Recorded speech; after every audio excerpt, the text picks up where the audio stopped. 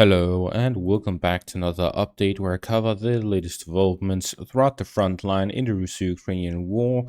It is your host Union, and in this one the Russians have managed to make an additional border crossing in the Kharkiv section of the border area. The Russians also managed to make a bridgehead across the Vovchansk river line within Vovchansk, storming the southern parts of the town. In addition to this, the Russians expand their offensive operations on the northern flank of Pokrovsk for the operational encirclement of the city. Starting out in the northern section of the front line, the Russians have crossed over the river line and into the southern parts of Vovchansk. There are two main crossings, one along the bridge here to the north of Vovchansk and one in the forest patch area to the west of the town.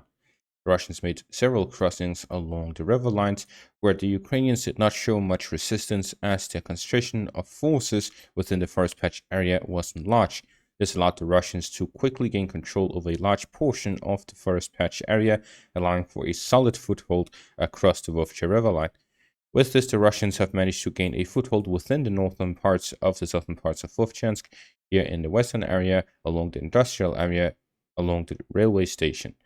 The Russians here are fighting to gain a strong foothold within the riverline area for additional crossings, mainly across the Vovchansk part itself, gain full control of the southern parts of Vovchansk as well, which will allow the Russians to start developing offensive operations in the southeastern direction and in the southwestern direction along the riverline to the southwest and the highway to the southeast. The Russians also crossed the border between the Belgorod and Kharkiv regions in an additional part where we see now four separate parts of the main area here east of the city where the Russians are present. There's the Vovchansk direction where the Russians now have crossed over the river line. There's the new direction here in the northern parts. Then there's the eastern parts near Milove and along the Uska river line.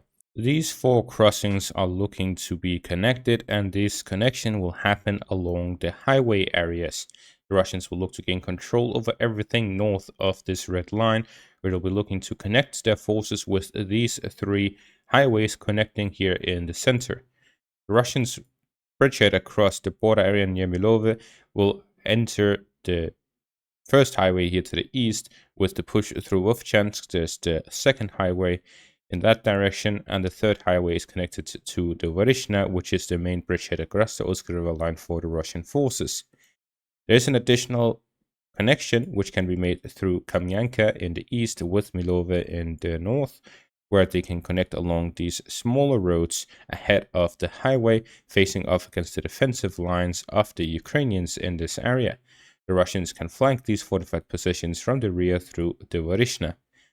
The Russians are likely not going to be keeping it as a border incursion and buffer zone between the Russian and Ukrainian side of the border, considering the developments we have seen over the past months, despite the claims by the Russian side that this is simply a buffer zone.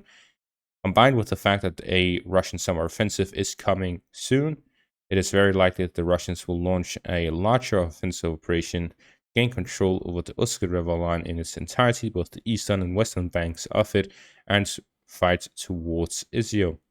For this, the Russians need to connect their forces here in the northern part, create this buffer area, and then continue down south, west, southwest, southeast, and along the Uska river line all the way down south towards Izium, as they held prior to the Ukrainian Kharkiv offensive in 2022. With this additional bridgehead across the border area, the Russians now have control over an additional town, and we see that there are several smaller towns in the vicinity. There's also a logistical hub nearby with railway connections and road connections, which allows the Russians to have a lot of forces in this section of the border area, potentially supplying up to a brigade or two, which means this will certainly not be one of the main axes of the Russian offensive. However, it is an attempt to diversify and spread out the Ukrainian forces by making advantage of their own manpower superiority in numbers. Spreading out the Ukrainian forces will weaken their defenses in areas where the main push will come through. Further south in the direction of Pokrovsk, the Russians continued offensive operations on the eastern and northern flanks of the city. we see that the Russians have managed to gain control over the town of Mykolaiivka here on the eastern bank of the river line, gaining full control over the eastern bank of the river line from Prodivka in the south to Novotoretsk in the north. With the control over Mykolaiivka, the Russians now have a three-pronged attack towards Novokonemishne from the northern flank, bypassing the town and targeting its supply lines. On the southern flank, gaining a foothold within the town itself, and on the eastern flank, full control over the river line, with a potential for crossings and connecting the forces from the south with the forces from the east. It is only a matter of time before the Russians gain control over Novokonemishne, where they'll also be targeting the industrial area to the west of the town, aligning the front line with the positions of the Ukrainians near Mirnorod. It's also allowed the Russians to have additional supply lines to supply their forces flanking the city from the north as they continue offensive operations towards gaining control over the defensive lines to the northeast of Pokrovsk and cutting off the supply lines in the northern flank of the city. The Russians have managed to gain control over the majority of Fedorivka, with just a small part on the very outskirts of the town remaining under Ukrainian control. The Russians have gained control over several fortified positions as a result of these offensive operations, strengthening their own positions and allowing them to move on to the next towns, such as Satsishak. The Russians now like to control over 4 settlements before physically cutting off the northern supply line of Pokrovsk. Further north, the Russians managed to gain control of additional parts of Boykivka, bypassing the fortified positions and advancing through the residential area.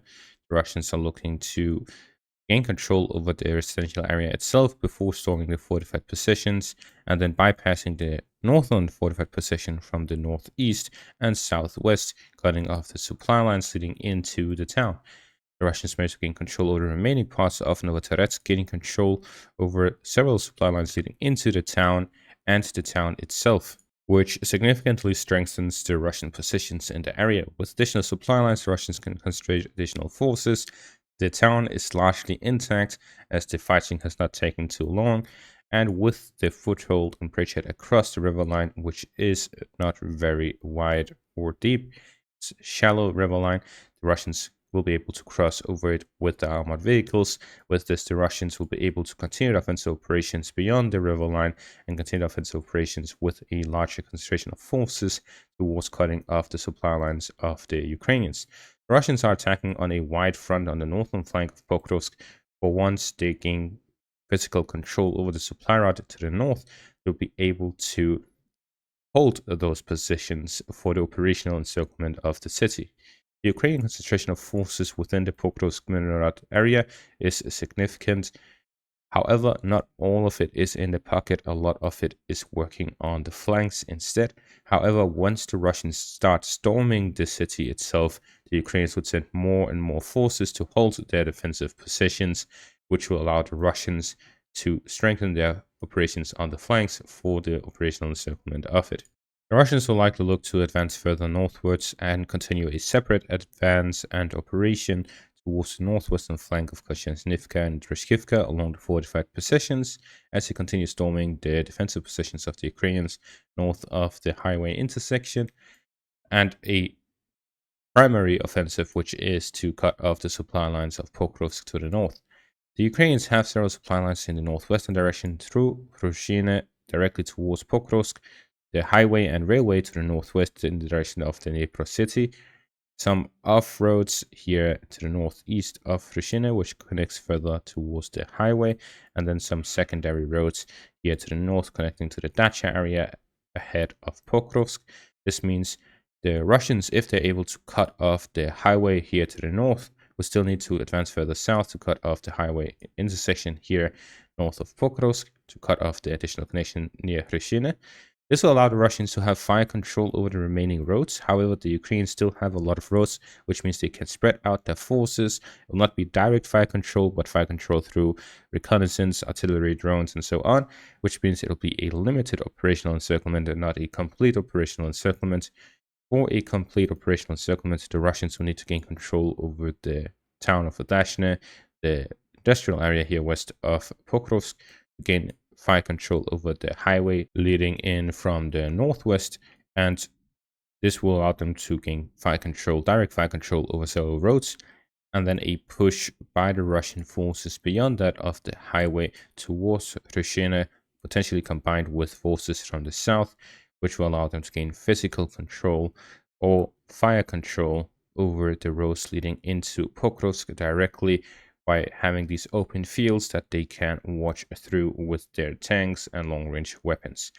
In conclusion, the Russians will be able to gain a operational fire control over the roads leading into Pokrovsk. However, the further they go towards Ryshine, the stronger that operational encirclement will become. And that is going to be all for this update. Thank you all for watching. Make sure to leave a like, subscribe, check out my Patreon and YouTube membership for additional content. Thank you all for watching and have a great day.